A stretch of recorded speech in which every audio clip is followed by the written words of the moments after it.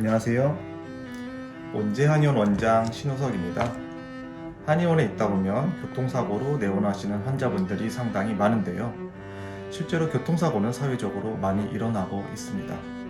전국적으로 봤을 때는 약 1년에 20만 건 이상 발생한다고 알려져 있고요. 하루 평균 부상자는 약 900명에 달한다고 하니 생각보다 높은 빈도로 나타난다는 것을 알 수가 있습니다. 하지만 한 개인이 교통사고가 나는 확률은 그렇게 높지는 않습니다.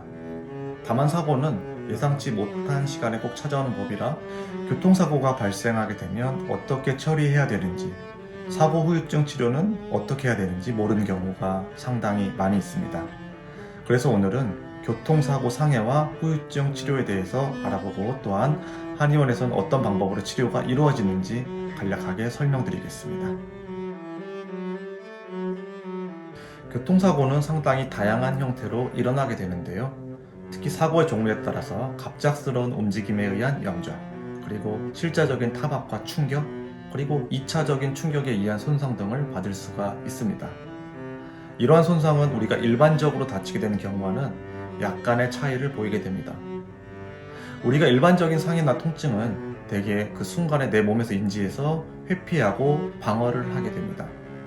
하지만 교통사고는 매우 짧은 찰나에 방어할 수 있는 틈을 주지 않은 상태에서 피해를 받게 됩니다.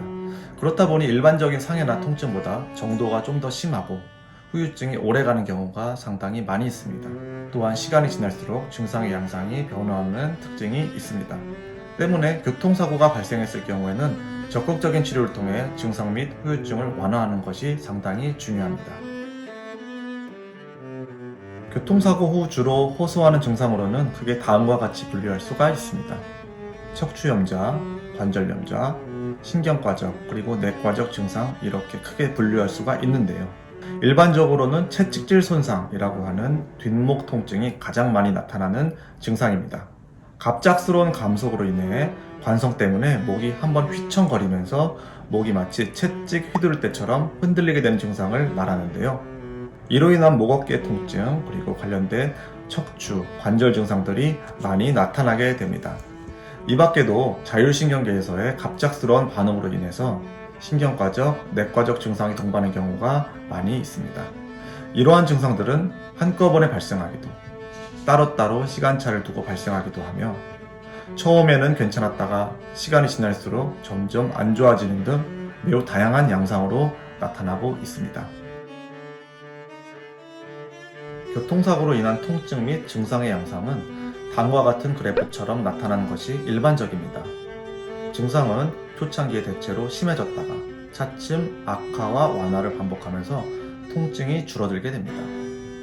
하지만 긴장 상태가 너무 심한 경우에는 초반에 증상을 인지하지 못하다가 긴장이 완화된 이후에 증상이 하나둘씩 나타나는 경우도 심심치 않게 있습니다. 저 또한 사고를 당한 이후에 이와 비슷한 경험이 있었는데요. 처음엔 너무 긴장해서 별로 아프지 않다라고 느끼고 치료를 받지 않았었는데 이틀 후부터 두통, 뒷목 통증 등이 나타나서 며칠 심하게 고생한 적이 있습니다.